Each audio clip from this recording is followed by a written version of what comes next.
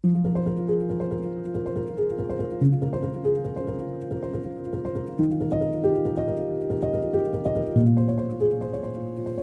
everybody, welcome back. I am Heather Fortner, the CEO of Signature FD, and I like to say that we are the home of Net Worthwhile, the place where your wealth and the things that you find worthwhile in life overlap. I am super honored to be joined today by Nicole Casperson.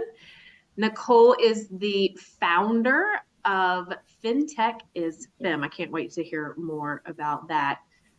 She actually started this company and grew her subscriber base to 50,000 people in less than a year, which is unbelievable. I want to hear more about that as well. But today we're going to be talking about the pay gap and specifically the wage gap for executive women in the C-suite. And so I want to dive in there. Nicole, thank you so much for joining us. Heather, thank you so much for having me. Honored to be here. Thank you. We had Nicole and I had a chance to talk last week, and we were talking about these statistics around the pay gap and the wage gap. And honestly, data shows that as women climb the ladder, the wage gap actually increases. And so we were talking a little bit about that. The data shows that C-suite women earn 76 cents for every dollar that their male executive counterparts earn. And that's compared to a national average of 84 cents for women that are in a director or a manager type role. And so when we were talking about that, I had asked Nicole if she had read a recent article in the Wall Street Journal. I want to get the title of this article correct because it stuck out to me so much. It was "The Gender Pay Gap is a Myth That Won't Go Away." And so I just wanted to start there.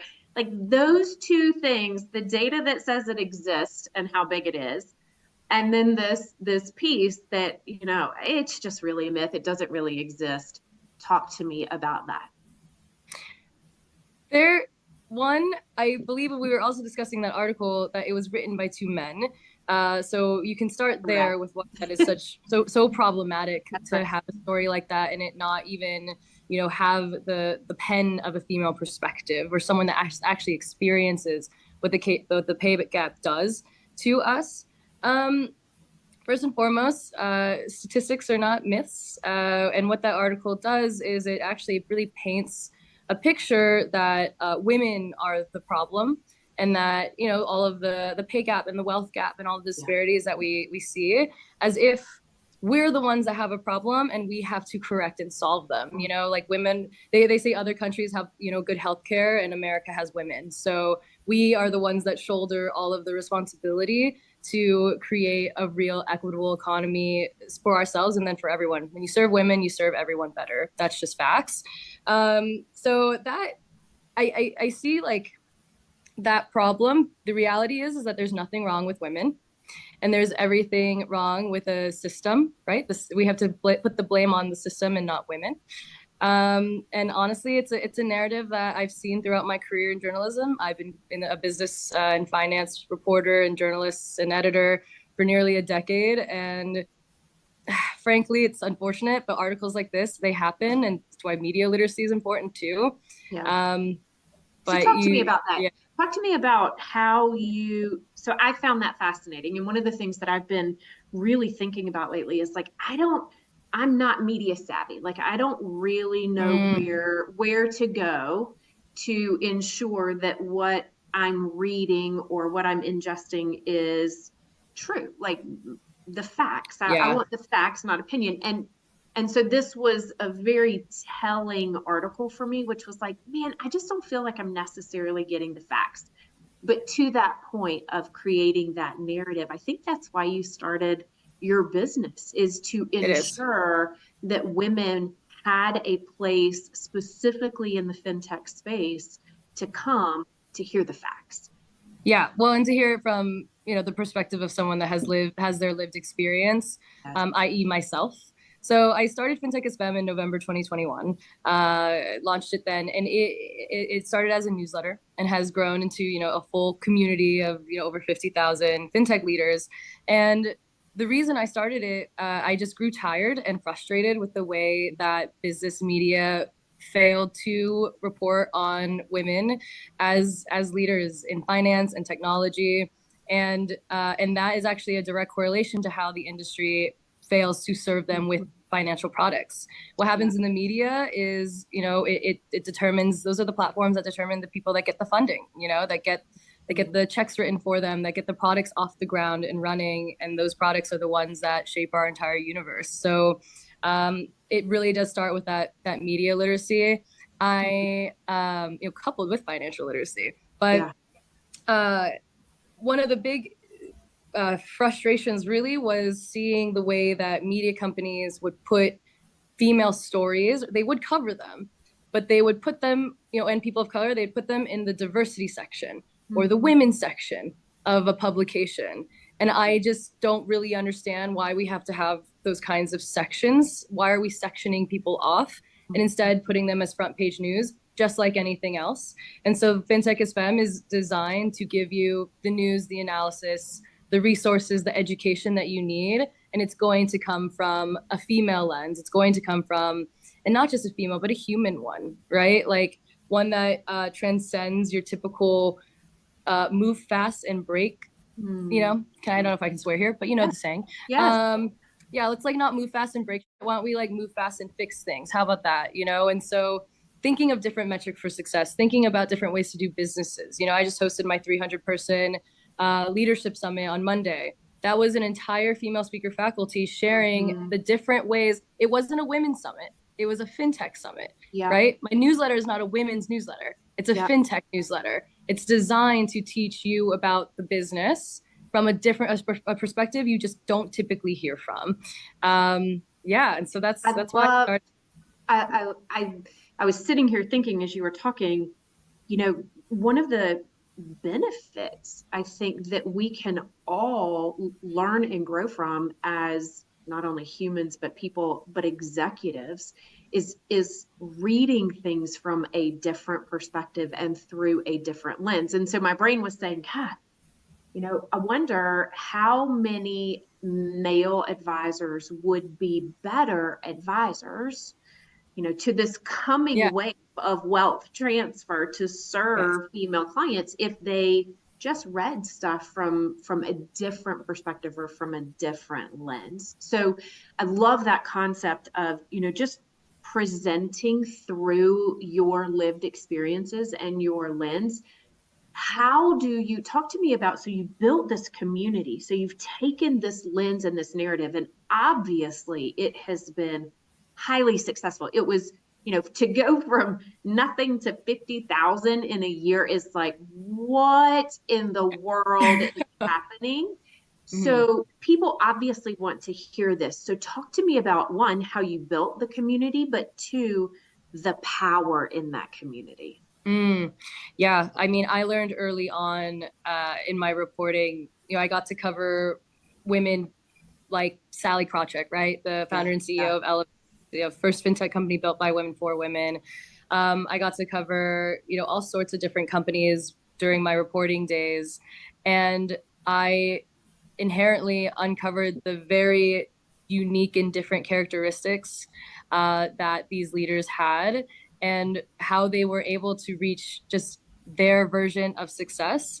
At the end of the day, FinTech is Femme works in three pillars. One, we amplify her story because you can't be what you can't see. And, even things like controversial take, but I meet a lot of women who don't want to identify as female CEOs or, don't want to wear their femininity on their sleeve. I would really love it if you did, because the more that we hide who we are, the more you close the door on a wave and a swell of women who are hungry to be in these spaces. My DMs are flooded, and they want to learn from you. So once I capture those stories, the second part of it is I share her blueprint. So throughout the newsletter, and I think this is actually why I think the newsletter grew so fast, is because of the education and the analysis of these leaders and also the companies that they run, and the problems in the economy that they're solving. So you share her blueprint. I have to take her story and I have to break it down into tangible, digestible tactics, action items, and blueprints so that we actually create a playbook for others to follow. I can't just like shout a woman's story or even, or a diverse leader, the people that I cover in the newsletter. I can't just shout out their successes. That doesn't necessarily teach us anything. Sure, What I sure. need to do is I need to tie their personal narratives and experiences into their business story because those directly fuel each other. A lot of traditional media will not put those two and two together. They like separate those. I think we've come to learn, especially throughout the pandemic, that that's just not true. Yeah. I believe that your personal story and your personal experiences are actually what's representative of your leadership, and then that's going to create your business success. So we share those blueprints, and I make them very apparent, and I make them very tactical. And then the third part is you build her community. At the end of the day, men have been playing the game of career as a team sport for as long as I could remember. And yet women, we tend to have, not because of the societal grooming, we're told that there's only one spot for a woman or there's only one place, right? Not enough room. So, and that's just not true. So when we come together as a community, that's the third pillar of it. We actually, at my events and in my spaces, women get new job opportunities. They make funding deals. I had a woman who spoke at my event on Monday just tell me that after she shared her story that she's about to close her pre-seed. And that is amazing. Exactly the kind of impact that we want to have as a community. It's absolutely amazing. And I'm scrolling back up here in my notes to just really the title of this LinkedIn Live, which is, the gender pay gap, how C-suite women navigate unequal compensation, mental stress, and family expectations. And everything you just hit on in one of these three pillars is exactly how women do it. They do it, right? It's a small community when you actually think about, if I was to think about executive women in C-suite positions in Atlanta, like that's a small, tight-knit community. And the power in that community has been, there's a safe space for me to go and to learn and to say, oh my Lord, I don't know what to do here. I'm not being judged. I'm sharing a story. Others are sharing their blueprint of, well, did you try this? And here's what I did in this circumstance. Right. And then we're doing it together. Like they're the ones that are, texting me and saying, hey, how did it go? Yeah. Hey, don't worry about it. I know you've got a sick kid and you've got this and you've got that and you're crushing it. Way to go, mom. And it's like, oh, okay, I can keep going. Yeah. This is really hard, but I can keep going. So everything just tied together for me of like, yeah, this is the thing. This is the power in the community itself. So let me, well done first. Let me Thank just you. say that. Thank you. But second, this piece that you just said about, somebody got a new job, somebody got new funding. What that says to me is that women feel safe in your community to take some risks that they might not otherwise be taking. Talk about that. Oh my goodness. If there's something I've learned in my near decade of doing this, covering this space and learning from incredible women in the space, it's that fortune favors the bold. They take big, gosh, Sally Krawcheck it sticks with me because she always says, make big calls on big bets. And on big stocks and on big shots. And when you have the power of a community and a collective behind you that is going to, have your back, then that's how you actually have the confidence to be able to take those risks, right? Women really aren't risk averse. We're risk aware. We take more calculated risks. We're just a bit more logical in that sense, largely because of how the universe has worked around us, right? it's actually the level of resiliency is what actually makes us the best entrepreneurs. It's what makes us the best business leaders. And it's what makes us consistently showcase a higher return on investment when you do invest in our companies. Not to mention the like innovation it takes to know how to stretch a dollar, right? Yeah. When you Yeah. only receive the 2%, right, of venture capital dollars. So the point is, if you're, able to, this is why it's so important to get, write the checks and get them in the money into women's hands. Yeah. I didn't want the community to just be like, there's a lot of thought there around, oh, our women community is very like a place to complain or a place to whatever. And I'm just like, look, that sounds about like that Wall Street Journal article. Just like, Right. like, That's come right. on. Like it's, no. What actually happens in these spaces is what we just talked about, right? Deal flow happens. Investors get connected to like-minded individuals, because as I've learned from women in the community that do raise funding, it is a lot better and a better strategy to go to people, whether you're raising money or looking for a new job or whatever it is, go to people that see the world from your point of view as well. That's right. That's right. Instead of trying to like force into a universe that doesn't resonate with your beliefs and your values and your non-negotiables, right? So and then so when you have that power in that community, the way that I'm able to move a bit more audaciously and take those risks, right? That is all because of the people behind me and the fact that I know that they're going to be there for me to not let me, fail or falter. So same thing. I love it. I love everything about it. And I personally have found that having those people, that community, has not only been, I can stand on their strength to take the risks that I need to take when I don't necessarily have all of that myself, but it's also very life-giving. It is what I think pours back into you and helps you continue to give yourself and your work in a way that, kind of keeps that circle moving, pouring into the next generation, that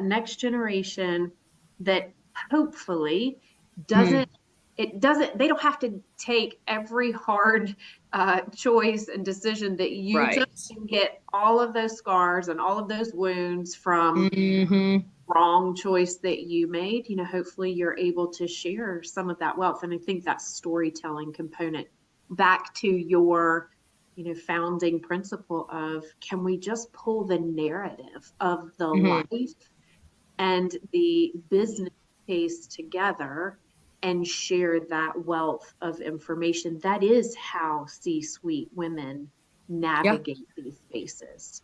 Yeah, no, exactly. The more, like I said, the more we consider authenticity and vulnerability as the true superpower that it is, especially for, when you're a woman in the C-suite, if you, and this is what can typically happen, right? Is like you to climb the upper echelons of corporate America. And, and some women have had to do this. In fact, I'm well aware of the women in the generation before me that had to do what they needed to do, right? To get ahead, to get to their leadership roles. But once you get there, look around. Is your entire team men? Change that. Is your, people ask me all the time, they're like, what can I do every day? How are you aspirational? This or that. Sure, I'm like young, but also I've seen the change. You've seen it. I recently just saw this Broadway play. So if you're ever in New York, see it. It just came out. It's called Suffs, and it's about Alice Paul and like all of the leading women of the suffrage movement. And it took them like almost 10 years, right? It was like a very long road for them to get where they needed to go, and they made that, that one moment change. And that's the incremental steps, right? That we have to take. You take risks in small bites. So to think like, okay, well, I made it to the C-suite, like things are good for me. So then what are you going to do for your sister? What are you going to do? Yes, in that regard, I love to say it's not just your responsibility to turn around and hold the door open. It's actually your responsibility to help pull people through.